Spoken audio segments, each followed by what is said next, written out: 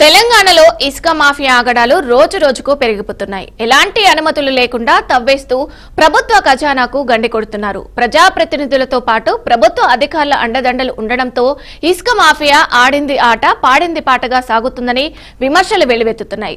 తనిఖీలు చేసే చెక్ పోస్టులు ఉన్నా అక్కడ ఎలాంటి తనిఖీలు జరగవు.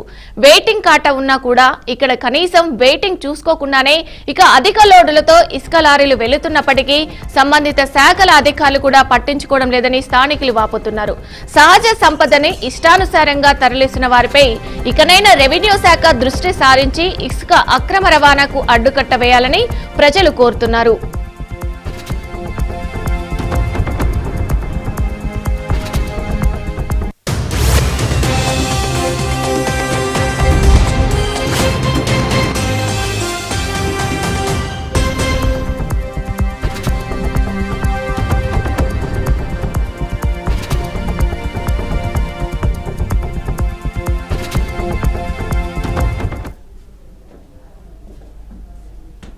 భద్రాచలం జిల్లా చెర్ల మండలం నుంచి వందల సంఖ్యలో ఇసుక లారీలు భద్రాచలం మీదుగా అనేక ప్రాంతాలకు ఎటువంటి వే బిల్లులు లేకుండా ఎచ్చేతంగా అక్రమ రవాణా జరుగుతున్న సంబంధిత అధికారులు స్పందించకపోవడం పట్ల అనేక అనుమానాలు వ్యక్తమవుతున్నాయి.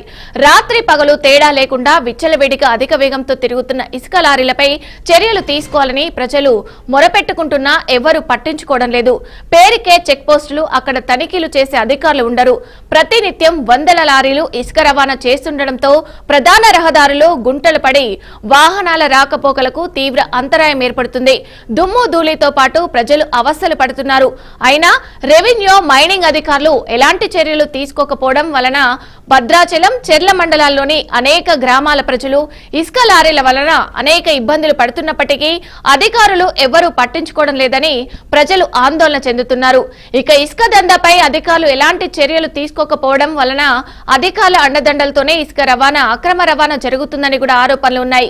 ఇక వే బిల్లులు లేకుండానే ఇసుక రవాణా చేస్తున్నారని అధికారుల కనుసన్నల్లోనే ఇసుక దందా జరుగుతుందనే ఆరోపణలు ఉన్నాయి. భద్రాచలం డివిజన్ లో దర్జాగా జరుగుతున్న ఇసుక అక్రమ రవాణాను అరికట్టాలని ప్రజలు కోరుతున్నారు.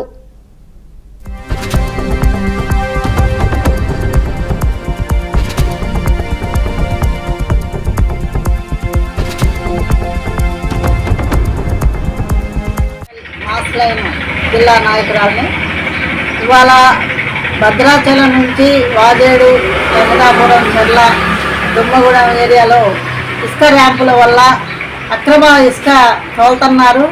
తర్వాత ప్రజల ప్రాణాల గురించి ఎవరూ కూడా పట్టించుకోవట్లేదు. వాళ్ళ రోడ్లు మొత్తం కూడా ధ్వంసమైపోయి అనేక మంది ప్రాణాలు పోతున్నాయి. తర్వాత రవాణా సౌకర్యం విద్యార్థులు కానివ్వండి, లేకపోతే వైద్యం మన అనారోగ్యంగా గురైపోయి అనేక మంది కూడా హాస్పిటల్కి రావాలంటే చాలా ఇబ్బందులు పడిపోతున్నారు. మధ్యలోనే చచ్చిపోయే పరిస్థితి ఉంది. కాబట్టి ఈ రోడ్లని యుద్ధ ప్రాతిపదికన రోడ్లు నిర్మాణం చేయాలి. ప్రభుత్వం వెంటనే స్పందించి నిర్మాణం చేయాలి. తర్వాత బరువు కంటే అదనమైనటువంటి ఇసుక మొయటం వల్ల రోడ్లు మొత్తం ధ్వంసం అయిపోతున్నాయి. చెక్ పోస్టుల దగ్గర కూడా పగడబందీగా ఏర్పాట్లు చేయాలి, చెకింగ్ చేయాలి. తర్వాత అక్రమ ఇసుకని బంద్ చేయాలి. యుద్ధ ప్రాతిపదికన వెంటనే వీటిని అరికట్టి ప్రభుత్వం అధికారులు, మంత్రులు వీళ్ళందరూ కూడా చర్యలు తీసుకొని ఈ అక్రమ ఇసుకని అరికట్టి రోడ్లని వెంటనే నిర్మాణం చేయాలని చెప్పేసి మేము భావిస్తున్నాము. వ్యక్తుల కల్పన, సిపిఐఎంఎల్ మాస్లైన్ జిల్లా నాయకురాలని. ఇవాళ నేను మాలమూలనాడు జిల్లా ప్రధాన కార్యదర్శి అల్లారి గౌడ్. ఈరోజు భద్రాచలం పట్టణంలో భద్రాచలం నుంచి కన్నాయిగూడ, చింతలగూడ, కురుబాక, అటు చెర్ల నుంచి కూడా వచ్చే లారీల వల్ల రోడ్లు పాడైపోయినాయి. తెలంగాణ రాష్ట్రం ఇసుక బాగా పోలుతూ ఇక్కడ స్థానిక ఎమ్మెల్యే గారు ఇక్కడ నుంచి ఇసుక తోలిస్తూ గవర్నమెంట్కి ఆదాయం తెస్తుండ్రు. ఆదాయం తెచ్చిందని మేము కాదనట్లేదు. ఇసుక లారీలు ఎక్కువ తిరగటం వల్ల, లోడు ఎక్కువ వేయటం వల్ల రోడ్లు కుంగిపోయి యాక్సిడెంట్లు, ఘోరమైన యాక్సిడెంట్లు జరుగుతున్నాయి. దీనికి బాధ్యులు ఎవరు? వాళ్ళు ఏదో పని మీద భద్రాచలం వస్తుంటే లారీలు గుద్దేసి చనిపోతున్నారు. దీనికి బాధ్యులు ఎవరు? దీని మీద తీవ్రంగా ఖండిస్తున్నాం. ఇటువంటి పునరావృతం అవ్వకుండా చర్యలు తీసుకోవాలని చెప్పి ఈ సందర్భంగా నేను మాలమూలనాడు జిల్లా ప్రధాన కార్యదర్శి అల్లారి పౌరాజ్. ఈరోజు భద్రాచలం పట్టణంలో భద్రాచలం నుంచి కన్నాయగూడ, చింతలగూడ, కురుబాక, దాంతోపాటు ఇక్కడ ఉన్నటువంటి వాజేడు, వెంకటాపురం సంబంధించినటువంటి చెర్ల, దుమ్ముగూడెం, భద్రాచలం సంబంధించినటువంటి రహదారి మొత్తం కూడా ధ్వంసం అయిపోయి పెద్ద గుంటలు మొత్తం ఏర్పడి కనీసం ఆర్టీసీ బస్సు పోకుండా 2 వీలర్ పోయే పరిస్థితి కూడా లేనిపండి పరిస్థితి కనబడతా ఉంది. అయినా సరే ఈ విషయం మీద ఏమాత్రం పట్టించుకోని పరిస్థితి కనబడతా ఉంది.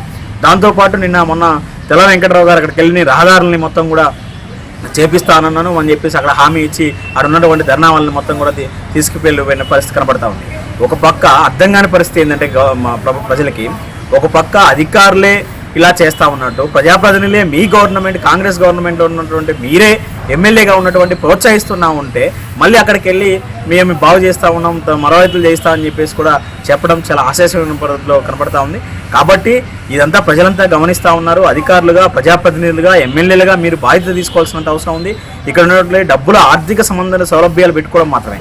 కొంతమంది కాంట్రాక్టర్లు ఎవరైతే ఉన్నారో చెర్ల సంబంధించినటువంటి కాంట్రాక్టులు, అట్లాగే సంబంధించినటువంటి దుమ్ముగూడెం, ఇతర సంబంధించినటువంటి కాంట్రాక్టులు వాళ్ళ సౌలభ్యం కోసం ప్రజలను కూడా అనేక ఇబ్బందులు పెడతా ఉన్నారు. అంబులెన్స్ రావాలని అనేక ఇబ్బందులు పడతా ఉన్నాయి. ఆర్టీసీ సంబంధించినటువంటి బస్సులు పోవాలని ఇబ్బంది పడుతున్నాయి. కార్లు పోయే పరిస్థితి లేదు. ఇక్కడ నుంచి భద్రాచలం నుంచి చెర్ల ఒకప్పుడు 1 అవర్ సంబంధించినటువంటి సమయం ఏర్పడితే ఇప్పుడు 2 అవర్స్ 2.5 అవర్స్ కూడా అట్లా సమయం ఏర్పడతా ఉంది. కాబట్టి ఎన్నిటికి కారణమైనటువంటి ఇసుక ర్యాంపులను నిలుపుదల చేస్తేనే ఈ సమస్య పరిష్కారం అయింది. మళ్ళీ యథావిధిగా రోడ్లు మాత్రం మరమ్మతులు చేసిన మాత్రాన ఈ సమస్య పరిష్కారం కాదు. ఏజెన్సీ చట్టాలను పట్టించుకోవట్లేదు. 1,00,000 కిలోమీటర్లు దాటితే సెంట్రల్ గవర్నమెంట్ సంబంధించినటువంటి చట్టాలు ఇక్కడ వర్తించాల్సినంత అవసరం ఉంది. అవి కూడా వర్తించే పరిస్థితి లేదు. కాబట్టి ఇదంతా కావాలని చేస్తున్నటువంటి పద్ధతిలో ఉన్నారు. కాబట్టి ఇది వెంటనే తక్షణమే పరిష్కారం చేయాలి. లేకుంటుంటే అఖిలపక్షంలో మొన్న ఆల్ పార్టీ సంబంధించినటువంటి మీటింగ్ కూడా ఏర్పాటు చేసుకున్నాం. రానున్న రోజులలో సిపిఎంఎల్ మాస్ లైన్ పార్టీ ఖచ్చితంగా ఈ విషయం మీద కూడా రాస్తారోకోలు చేస్తామని చెప్పేసి అధికారులు ఈ దృష్టిలో ఉంచుకోవాలని చెప్పేసి కూడా సిపిఎంఎల్ మాస్ లైన్ పార్టీ ఈ సమస్య పరిష్కారం కాకుంటుంటే రానున్న ధర్నాలు చేస్తామని చెప్పేసి డిమాండ్ చేస్తాము. దాంతోపాటు ఇక్కడ ఉన్నటువంటి వాజేడు, వెంకటాపురం తెలంగాణలో ఇసుక మాఫియా ఆగడాలు రోజు రోజుకు పెరిగిపోతున్నాయి. ఎలాంటి అనుమతులు లేకుండా తవ్వేస్తూ ప్రభుత్వ ఖజానాకు గండి కొడుతున్నారు. ఇక ప్రజాప్రతినిధులతో పాటు ప్రభుత్వ అధికారుల అండదండలు ఉండడంతో ఇసుక మాఫియా ఆడింది ఆట పాడింది పాటగా సాగుతుందని విమర్శలు వెల్లువెత్తుతున్నాయి. ఇక తనిఖీలు చేసే చెక్ పోస్టులు ఉన్నా అక్కడ ఎలాంటి తనిఖీలు జరగవు. వెయిటింగ్ కాటా ఉన్నా కూడా కనీసం అక్కడ వెయిటింగ్ చూసుకోకుండా అధిక లోడులతో ఇసుక లారీలు వెళ్తున్నప్పటికీ సంబంధిత శాఖ అధికారులు పట్టించుకోవడం లేదని స్థానికులు కూడా వాపోతున్నారు. ఇక సహజ సంపదని ఇష్టానుసారంగా తరలిస్తున్న వారిపై ఇకనైనా రెవెన్యూ శాఖ దృష్టి సారించి ఇసుక అక్రమ రవాణాకు అడ్డుకట్ట వేయాలని ప్రజలు కోరుతున్నారు. ఇక ఇదే అంశానికి సంబంధించి పూర్తి సమాచారం మా ప్రతినిధి రాజేంద్ర లైవ్ లో అందిస్తారు. రాజేంద్ర, చెప్పండి, ఈ అక్రమ రవాణా ఇసుకకి సంబంధించి పూర్తి డీటెయిల్స్ ఏంటి? అంటే ఇంత అక్రమంగా రవాణా చేస్తున్నా గానీ అక్కడున్న అధికారులు ఎందుకు పట్టించుకోవడం లేదంటారు? Thank you. ఇదేనా గోదావరి పరివాహక ప్రాంతంలో ఇసుక ర్యాంపుల ద్వారా వందల లారీలు ప్రతి రోజు అనుమతులు లేకుండా అక్రమంగా రవాణా అవుతున్నప్పటికీ ప్రభుత్వ శాఖల అధికారులు మాత్రం చూసి చూడనట్లుగా ఉన్నారనే విమర్శలు మాత్రం వెల్లువెత్తున పరిస్థితుంది. ప్రధానంగా భద్రాద్రి కొత్తగూడెం జిల్లా పరిధిలోని చెర్ల మండల ప్రాంతంలోని గోదావరి పరివాహక ప్రాంతంలో 10కి పైగా ఇసుక ర్యాంపులు ఉన్నాయి. ఈ ఇసుక ర్యాంపుల్ని ఏజెంట్ వీసా చట్టం ద్వారా ఏజెన్సీ గ్రామాలకు చెందిన గిరిజనుల పేరు మీద ఈ ర్యాంపులు సొసైటీలు ఏర్పాటు చేసుకొని ఈ ప్రభుత్వ గృహాలకు సంబంధించి, పేద నివాస గృహాలకు సంబంధించి ఇతర వాటికి ఉపయోగించే విధంగా ఇసుకను రవాణా చేయాల్సి ఉంటుంది. ఈ నిబంధనలు మొత్తం తుంగలో తొక్కి కొందరు గిరిజనేతరులు సిండికేట్ గా ఏర్పడి ఇసుక ర్యాంపుల వద్ద సొసైటీలకు సంబంధించి వాళ్ళ కంట్రోల్లోకి తీసుకొని వందల లారీలో ప్రతి రోజు ఇసుకను చెర్ల మండలం నుంచి అనేక ప్రాంతాలకు కూడా తరలిస్తున్న పరిస్థితి. ఈ నేపథ్యంలోనే ఈ చెర్ల భద్రాచలం ప్రాంతంలో ఉన్న ప్రధాన రహదారి మొత్తం ఛిద్రంగా మారి వాహనాల రాకపోకలకు అంతరాయం కలగడంతో పాటు పాదాచాలు కూడా నడవలేని పరిస్థితి ఏర్పడింది. ఈ 2 మండలాల పరిధిలో దాదాపుగా 100కు పైగా చిన్న చిన్న గ్రామాలు ఉంటాయి. ఆ గ్రామాల్లోని ప్రజలు నివాసం ఉండలేని పరిస్థితి. ఈ ఇసుక లారీల రాకపోకల డే అండ్ నైట్ రాకపోకల కారణంగా దుమ్ము ధూళితో పాటు అనేక ఇబ్బందులు పడుతున్న ప్రజలు అవస్థలు పడుతున్న పరిస్థితి ఉంది. గర్భిణీ స్త్రీలను ఇన్ టైంలో భద్రాచలం ఏరియా హాస్పిటల్కు తీసుకెళ్లాలన్నా కూడా నానా రకాల ఇబ్బందులు పడాల్సి వస్తుంది ఆ గ్రామాల ప్రజలు ఆవేదన వ్యక్తం చేస్తున్నారు. మరోవైపు విద్యార్థులు స్కూల్స్ కు వెళ్లే పరిస్థితి కూడా లేదు. ఇసుక లారీల రాకపోకల వలన ఈ స్కూల్ బస్సులు ఆటోలు ఇవన్నీ కూడా వెళ్ళటానికి ఇబ్బంది లేకుండా ఉన్న పరిస్థితులు ఉన్నాయి. అయితే ప్రధాన రహదారి గుంతలు పడటంతో అనేక వాహనాలు కూడా దిగపడి ఇబ్బందికర ఘటనలు అనేకంగా జరిగాయి. రోడ్డు ప్రమాదాలు కూడా తరచుగా జరుగుతూ ఉంటాయి.